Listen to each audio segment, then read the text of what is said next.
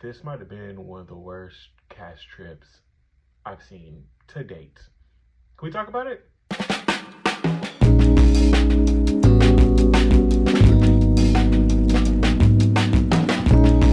What's up, you guys? Welcome back to Leo Reviews. I am your boy Leo, and let's talk about the Real Housewives of Atlanta. This episode was... I don't even know, to be honest with you. I don't know if I would rate it like a 6 out of 10. I want to give it a solid 6. Yeah, like a 6 out of 10 because not much happened. Let's talk about it. So we pick up where we left off. Marlo is still banging at Kenya's door like a crazy woman. Kenya's yelling like, if you don't get away from my door, I'll call the police. They're trying to tell Marlo, hey, Brooklyn's up in there, but Marlo does not care. Why, Marlo? Why?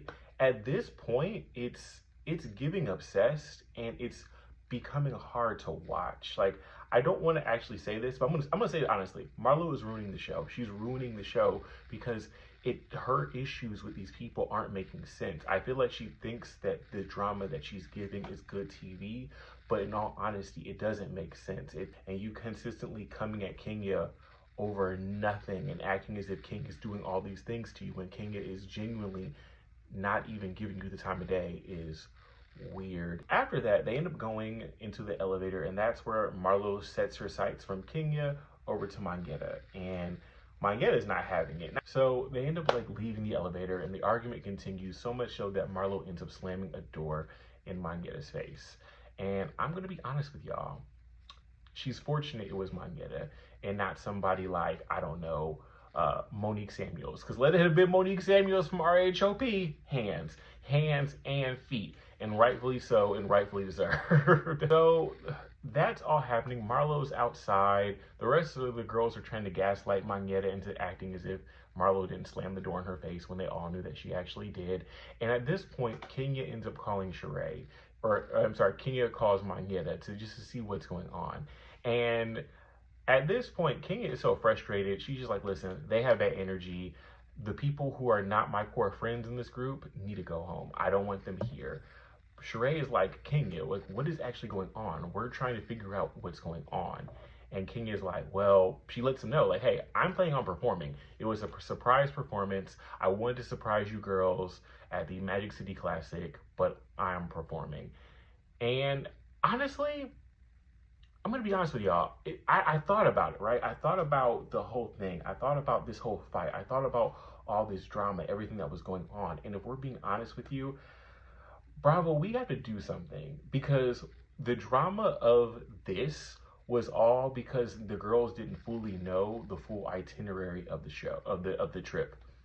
We're doing all of this because we don't know the itinerary of the trip. That makes no sense. And that's why I think that Kenya was like, they need to go, because you're doing all of this because you don't know exactly what's happening tomorrow. Yeah, it would have been easier if Kenya said, hey, we're doing this tomorrow. That would have been probably better, easier for everybody. But once again, doing all of this was not worth it simply because you don't know what's happening.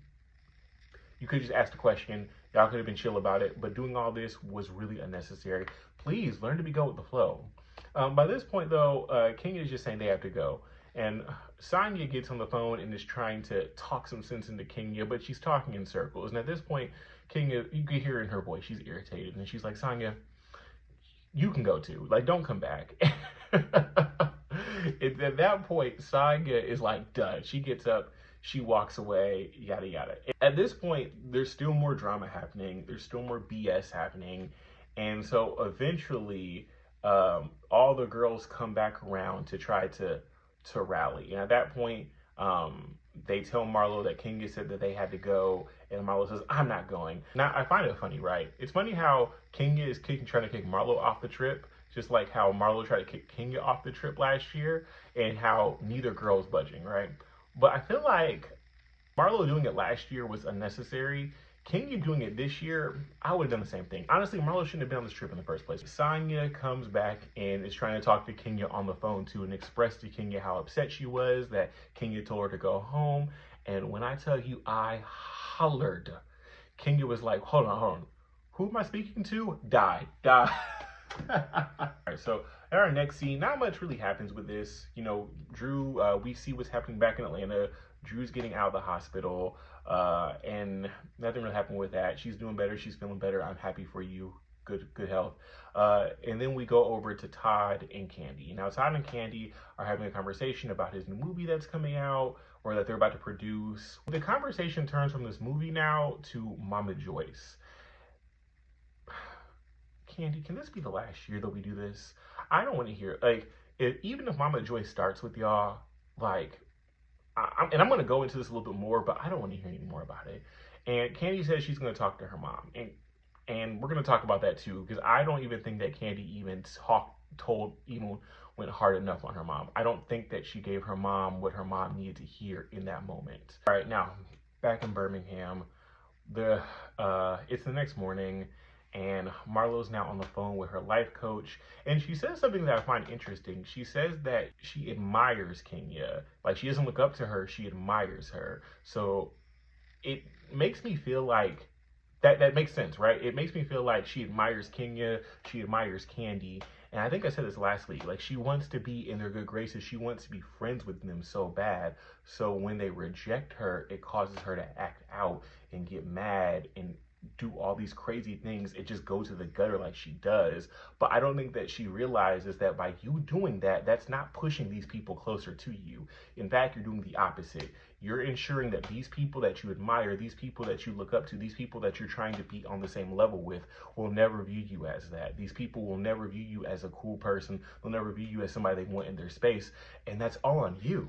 That's all on you. If you did not do some of the outlandish things that you did, then it wouldn't be this way. I feel like all Marlo would have to say, like, hey, like, I don't like that you did this, or hey, this kind of hurt me, or hey, if you would just talk and not be so just vitriol and just crazy with your behavior, I feel like it would go better. But at this point, you've done too much. I don't see, even if you were to change your behavior, I don't see them giving you the chances that you're looking for. And I see this going in an unnecessary circle around until they get Marlo off the show, because she don't know how to act. They rush Kenya to the ER, and I guess she's having chest pain. She's not being able to breathe. She didn't know where she was at, which that's very scary. I really hope that they figured out what was wrong with her, because that's actually very scary. And the rest of the girls end up meeting up. Marlo says a prayer for Kenya. After that, the trip is over, right? The trip is over. Kenya can't perform. They're not going to go to the game. They all decide they're going to go home. But before they go home, they meet up in the lobby of the hotel, and they're talking, and they decide as a group that they're going to try to be better. It's funny to me that this group here is trying to be better, right? This group here is saying, oh, we're going to be peaceful. We're going to do this, yada, yada, yada. But y'all are all friends. The only people who y'all really have issues with are Kenya and Candy. And it's not like Kenya and Candy are doing anything to y'all. Y'all pick fights with them. So it's easy for you all as friends to say we're going to do better. But the people who you guys are actively trying to pick at, once they get back in the mix, you guys will like renege on that so quickly. So this whole thing of we're going to be better, we're going to be peaceable, we're going to bring this back to Atlanta is complete and utter BS. And it's not going to work. Oh, also, while they were doing the whole prayer thing, I remember that Marlo was trying to make up with Monyetta and trying to hug her, and Monyetta was like, nah, no, girl, no, you can't hug me. You just try to be crazy with me. No, you slammed the door in my face. And I don't like the fact that the other girls knew that Marlo actually did that act and slammed a door in her face and tried to gaslight and act as if that didn't actually happen, when it was very clear that it did. Yeah, that door might be heavy. Yeah, it was a steel door, but you still saw her physically grab the door and push it onto Monyetta, knowing she knew Monyetta was behind her. They were in an argument. So the fact that the rest of them were trying to gaslight and act like the thing that we all saw happen didn't happen, crazy behavior, wild behavior. I don't like it. They start talking about Sheree and Drew. Sheree is mad because Drew said that after the reunion, Sheree confiscated all the She by Sheree that she gave to the girls, so she never got to get her She by Sheree. And I'm going to be honest with you. I believe it. I believe it 100%. I believe it, because no one else said that didn't happen. I believe it. Also, Sheree was trying to sell that. She was not giving nothing away for free. She already don't pay people. So what's she doing giving stuff away for free? Absolutely not. So yeah, I believe Drew 100%. So back in Atlanta, Kenya and Sheree meet up, and Kenya's talking about how she lost the opportunity to perform, and she's really salty about it because that would have been such a big opportunity for her business. And I can imagine that would probably be really, that's a really crappy thing to lose, especially for your business, right? But can I say this? I love Kenya Moore. I love Kenya Moore to death. And I love to see her business side of things. I love that we're more into a business savvy Kenya versus the messy Kenya that we saw before. But Kenya, as much as I love seeing and hearing about your business, we care more about your divorce. I want to know what's going on in your personal life. I want to see you dating Roy. I want to see what's going on with Mark. I want to see all of that. This with your business is cool, but in all honesty, what we want as viewers is we want to see what's going on in your personal life. We want to see what's going on with your love life, your romantic life, your divorce, because those are things that we have been on this journey with you all these years. We want to see the follow through and everything. Sheree starts trying to put all the blame on Marlo for the whole banging on the door thing. She said that she didn't knock on Kenya's door at all. Production shows that she did. Sheree's a liar. Moving on. Kandi meets up with Mama Joyce to discuss the whole thing with Todd. This conversation frustrated me, irritated me to just no end, to listen to Mama Joyce trying to gaslight, Mama Joyce trying to make excuses for her behavior and act as if she was not doing the things that we all saw her do. That was crazy to me. It was wild to me. And Kandi, you really need to talk to your mother. You really need to go harder on your mom. You were making some valid points to her, but at this point, if that were my mom, right? If that were my mom and my mom was disrespecting my husband that way, I honestly would probably tell my mother that you cannot disrespect him no more. Because if you do, you will not hear from me. We will have to go no contact completely, because I can't have you completely disrespecting my family the way that you're doing. I don't know what it is about the older generation. I don't know if it's because they put up with a lot of stuff from their elders, but a lot of people in Mama Joyce's era feel like they can do and say whatever they want to people in their family who are younger than them, and their children, their grandchildren, everybody should just accept it because they're the elder, because they're the younger person, as if respect does not go both ways. I have never understood that. I've never subscribed to that. My parents would never. I would never. Let's be clear. If I'm showing you the utmost respect, I need the utmost respect back. Family member or not, parent or not, child or not, respect goes both ways. And if you can't respect me, then I'll probably never speak to you. Never. I'll probably never talk to you. The conversation gets even more disrespectful because Kandi asks, she's like, my kids are going to grow up. How are they supposed to feel about their grandmother disrespecting their mom? And that's such disrespecting their dad. That's such a good question, right? Because how is Ace and Blaze supposed to feel? It's already bad enough that Todd's older daughter has to consistently see it, and this is a grown woman, and she's trying to be nice and not rock the boat. But it would be worse for these kids to grow up and see years and years and years of footage of this person disrespecting their father. Honestly, if that were my grandmother, the first time I saw it, I would have asked my mom, yo, has she apologized? Oh, no? Okay, cool. They'd be like, you trying to go to grandma's house? No. You trying to hang out with grandma? No. Grandma's here. Who? Who is that lady? I would never, because you can't disrespect the people in my life and still expect me to want to respect or care or hang out around you. So I don't know how that's going to go when those kids grow up, but that was such a valid question. But Mama Joyce tries to take it back to a whole thing. Well, Todd needs to be teaching his son to take out the trash. Ma'am, mind your business. So this whole thing of what a man needs to do, ma'am, chill out with that. And then also Kandi asked, well, what do you and your man like? What do you and your man want to do? And Mama Joyce had nothing to say. And of course you had nothing to say, Mama Joyce, because you have so much conversation and so much smoke for what this person needs to do, what a man needs to do. I think that you need to put that smoke, you need to put all that into maybe your efforts in finding you somebody so you can get out of your daughter's business. But once again, this whole situation is Kandi's fault because Kandi has allowed this type of behavior from her mother all these years. Mama Joyce is not going to change because she's never had to. And at some point, she's going to have to, but the only way she's going to have to is when Kandi puts her foot down. So our final scene, we have Kenya getting an IV drip. She's meeting up with Drew and Sheree, and it's the first time really Drew and Sheree have been around each other since last season, and yeah, actually at all. And so it should be interesting, right?